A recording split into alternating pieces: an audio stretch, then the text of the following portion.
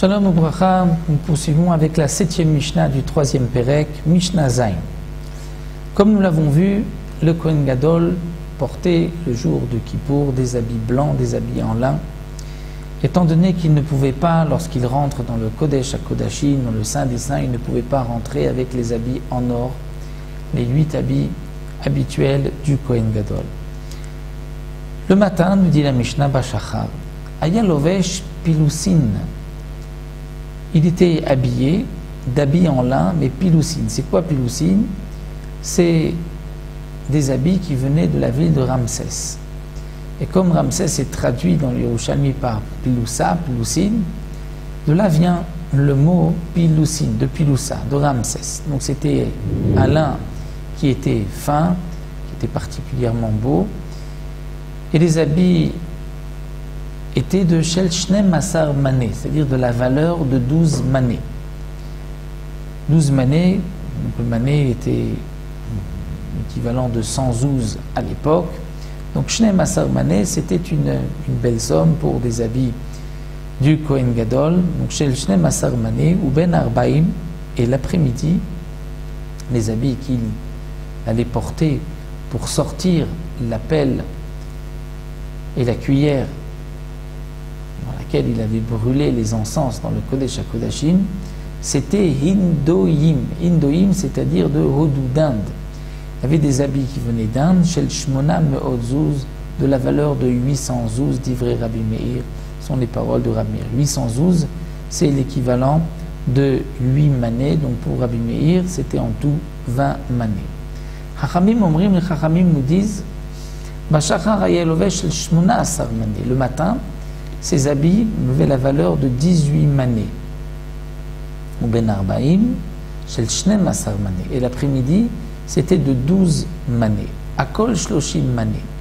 En tout, c'est 30 manées. Là, c'est vrai qu'on peut s'étonner pourquoi les Chachamim précisent en tout 30 manées. Rabbi Meir ne dit pas en tout 20 manées. Ce que Mara explique et que le Rabbah Barthénora rapporte ici, c'est que ce que le Tana veut nous enseigner d'après les Chachamim, c'est que 30 manées, c'est en tout, peu importe comment on les divise. Même si le matin, il n'a pas acheté un habit à 18 manées, mais à 16 manées, et l'après-midi 14 manées, c'est valable aussi, c'est en tout, que ce soit de 30 manées. Elou Michel Tzibour. Ça, c'est l'argent qu'on prenait du Tzibour, c'est-à-dire de la Lishka, de l'argent du Beth Amikdash. Pour tous les korbanot, les sacrifices et les besoins du Beth Amikdash, c'est l'ensemble du peuple d'Israël qui participait avec les fameux shkalim qu'on devait donner chaque année. Donc là, c'était Michel Tzibour, de l'argent du Tzibour pour les habits du Kohen Gadol. Veim ratza leosif mosif michelo. Si le Kohen Gadol veut rajouter, il peut rajouter de son argent, mais il doit offrir complètement au Beth Amikdash les habits. Il ne peut pas garder une propriété sur ses habits, puisque ceci doit appartenir au Beth Amikdash. Comme nous le verrons par la suite, ces habits n'étaient pas réutilisés un autre Yom Kippourim. Les habits étaient ensuite mis à la Gniza. On apprend d'un passouk que le Kohen Gadol ne pouvait pas réutiliser ses habits un autre Yom Kippur. Donc voici pour cette 7e Mishnah.